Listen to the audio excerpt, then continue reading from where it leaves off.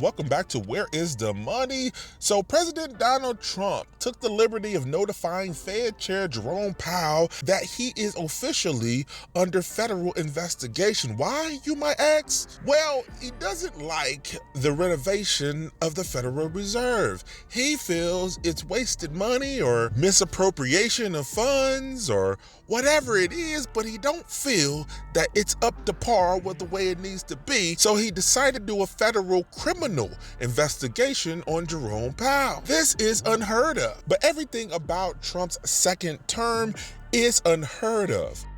Good evening. On Friday, the Department of Justice served the Federal Reserve with grand jury subpoenas, threatening a criminal indictment related to my testimony before the Senate Banking Committee last June. That testimony concerned in part a multi-year project to renovate historic Federal Reserve office buildings. I have deep respect for the rule of law and for accountability in our democracy. No one, certainly not the chair of the Federal Reserve, is above the law. But this unprecedented action should be seen in the broader context of the administration's threats and ongoing pressure. This new threat is not about my testimony last June or about the renovation of the Federal Reserve buildings. It is not about Congress's oversight role.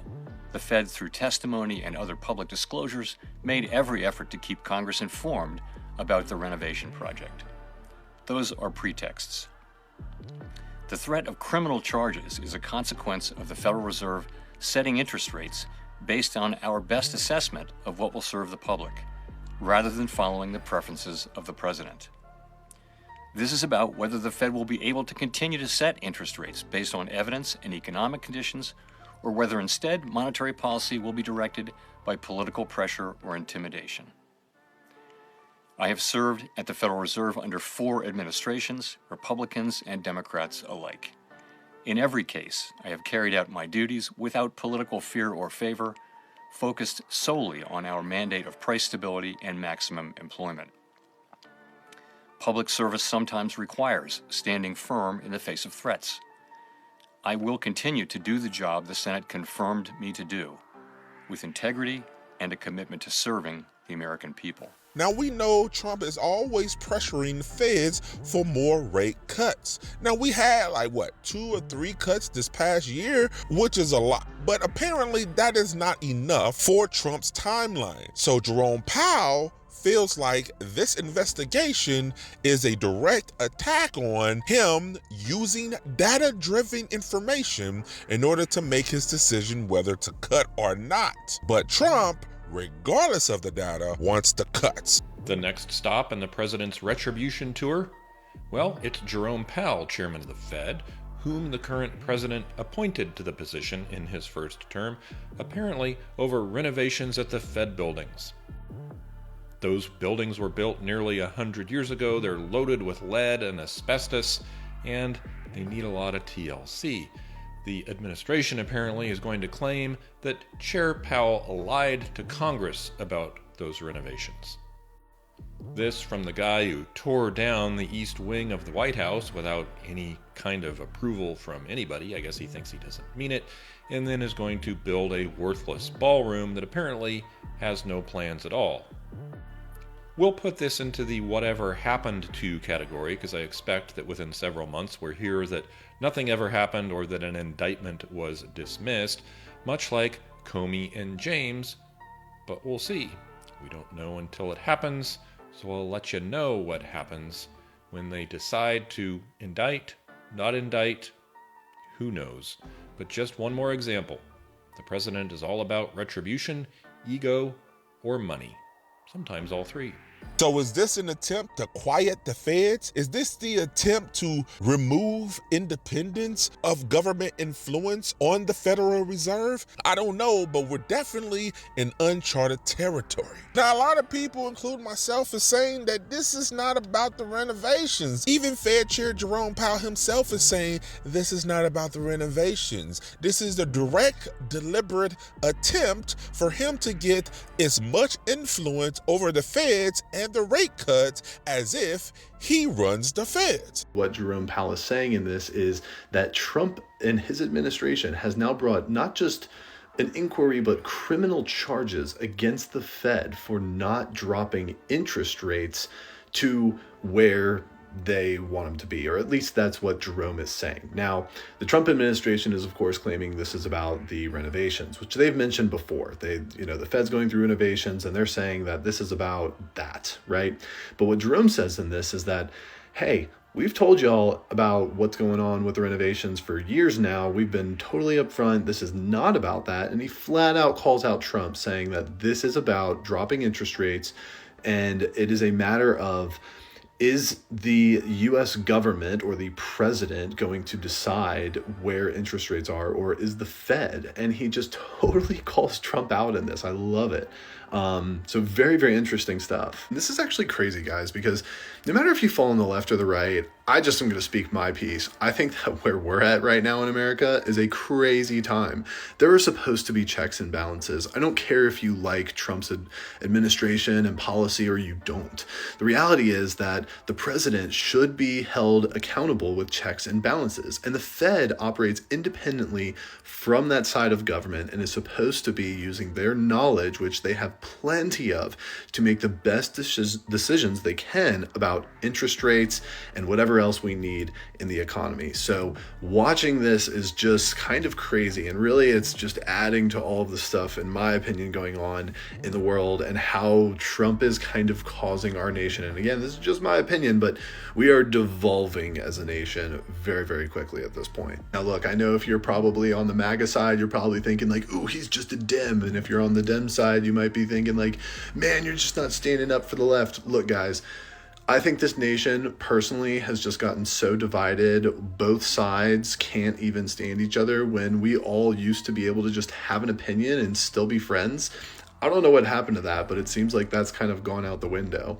And me personally, I'm probably like a moderate, somewhere in the middle. I'm not going to get into politics. I don't really care to do that on my channel here.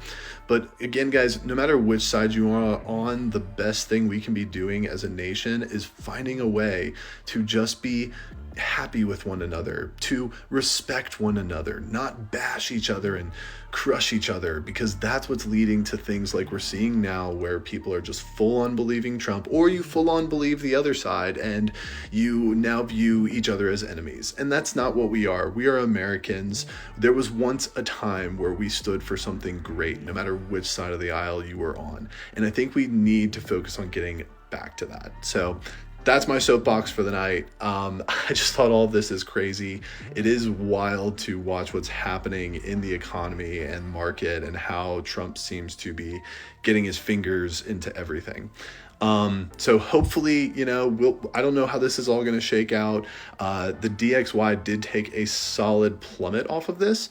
Very interesting, right? But it kind of makes sense, because when you see turmoil within a nation, that can cause the value of that currency even to drop alone. So now, what does this say about the current setup of the government with the separation of powers? If he can override and influence an independent agency to do his bidding, like he's done with the DOJ, like he's done with the FBI, like he's done with his executive orders over things that's supposed to be regulated by Congress, he wants total dominant control over the entire government, as if, I don't know, he's a dictator. Now, this is a little bit of the disagreement that they had when Trump visited the renovations of their building. Like it's about 3.1 billion. It went up a little bit, or a lot. So the 2.7 is now 3.1. I'm not aware of that. Yeah, it just came out. Yeah, I haven't heard that from anybody. You're including the Martin renovation. You just added in a third building, is what that is. That's a third building. Well, no, the but Martin building. it's a building that's being built. No, it was built 5 years ago. We finished Martin 5 years ago. Trump seems to think it's much more. Powell saying that their numbers are wrong. Now, we know Trump is not a mathematician. He's not an economist. He's not an accountant. And quite frankly, he ignores almost every data point of numbers that's put in front of him to go off of how he's feeling about it. But realistically, what does the market say about this move? And if you think that means lower interest rates are coming, you're about to see why Wall Street is thinking the exact opposite. There are people who believe that when the president pressures the Fed chair, rates should come down. Trump wants lower rates. He's going after Powell. Simple math, right? But there's something the big investors know that changes everything. Anytime markets think the independence and credibility of the US economy is at risk, something predictable happens. Stocks fall and bonds fall at the same time. Wall Street has a name for this. They call it the Sell America trade. And here's why that matters. Last April, when aggressive tariffs hit, we saw this exact pattern. Stocks dropped, bonds sold off, and here's the kicker. When bond prices fall, yields go up. That means interest rates rise, not fall. But here's another example that has absolutely nothing to do with Trump. Back in 2011, we had some political brinksmanship over the debt ceiling. It was the first time that US credit had been downgraded. It wasn't about inflation or growth, it was about governance. And we saw the same thing we're gonna see here. Investors hedging against currency and institutional credibility risk. And here's the wild part that Trump and Powell's critics are missing. He's just one vote of a 12-member Federal Reserve Committee. Targeting him doesn't even give you the mechanical control over rates that you so desire. But when you threaten Fed independence, markets don't reward that. They demand a higher risk premium, and investors sell bonds, yields go up, and that's why rates rise. And this time, it isn't just rhetoric. We are seeing subpoenas, legal threats, and that's what investors are going to react to because we've crossed the line from talk into coordinated action. So if this isn't about lowering rates, this must be about something else entirely. I think what Trump is after is anticipatory obedience. If you're the next Fed chair, the next regulator, the next agency head, you don't need instructions anymore. You now know, in his own mind, the only voice that matters is Trump. And you've seen what happens when you push back. Historically, markets do not respond favorable when there's government interference in quote-unquote free markets. We're already seeing with this news the impact on the market, and it's probably going to get worse. Investors get a little nervous when government is interfering into financial markets. This is quickly destroying the separation of powers that's supposed to be intended for safeguards for the interests of the people. But if Trump is destroying all of those layers of separation, we as an economy, we as a country have some serious problems here. Put your comments below. Let's talk about it. This is Where is the Money? Talk to you soon.